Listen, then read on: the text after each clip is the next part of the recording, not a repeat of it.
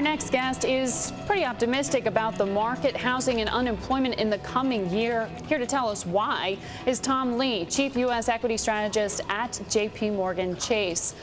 Tom, you see positive payrolls potentially within the next 2 months. Do you think job losses here are going to be leading rather than lagging the market?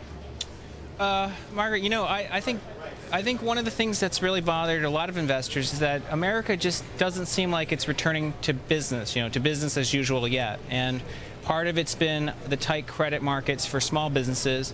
And I think the other part has been the fact that the labor market's really kind of sputtered.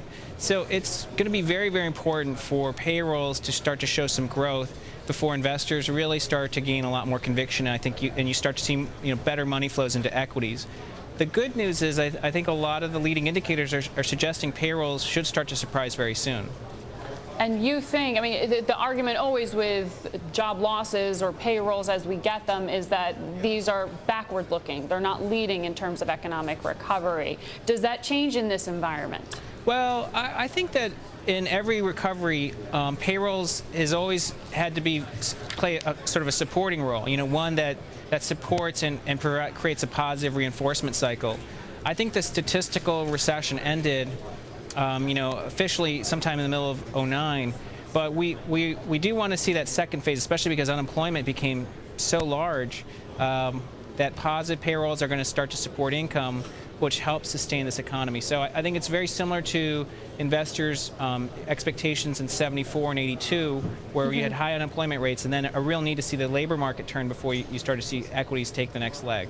In one of your recent research reports, you point out that fund managers tend to get very aggressive this time of year, November and December, trying to play a little bit of catch up with portfolios. What's the best bet for them? What's the best way to position yourself in this environment? I know you like small caps here. That's right. It's interesting, but this year we have a larger than usual number of fund managers missing their benchmark. And in the past, they've followed a pretty typical pattern in the last 2 months. They've tended to buy beta, and beta means small caps. It also means the growthier names. The names are leveraged to a recovery, and it also means high beta, typically high beta cyclical. So it's really pointing us to thinking that what you want to buy towards year-end right now are things leveraged to a payroll and labor and cyclical recovery, which is the steels, the home builders, some of the paper stocks. The casinos really show up at the top of that list as well, in specialty retail.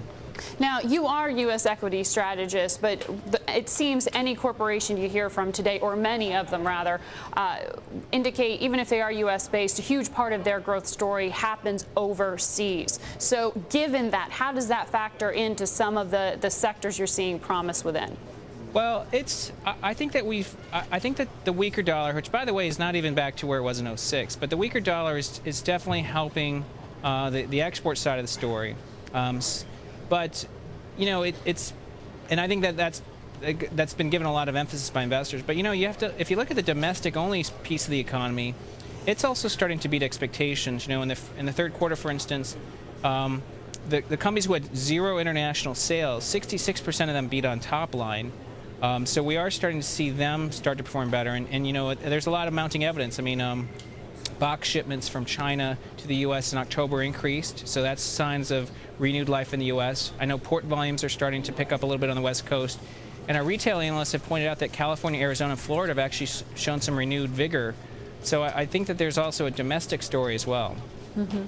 Today we're looking at the S&P 500 right now trading above that 11,000 mark. Haven't closed at this area in a good year or so. You see S&P 1100 by year end. Given where we are today, does that change your forecast in any way?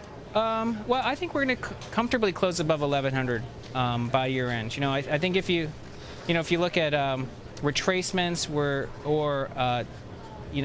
going back to pre-Lehman levels, it's really pointing to high 1100s really as a more reasonable target for year-end, not 1100 itself. High 1100s. All right. Well, we'll see where we close today. Thank you so much, Tom Lee of JPMorgan Chase, joining us live from the trading floor.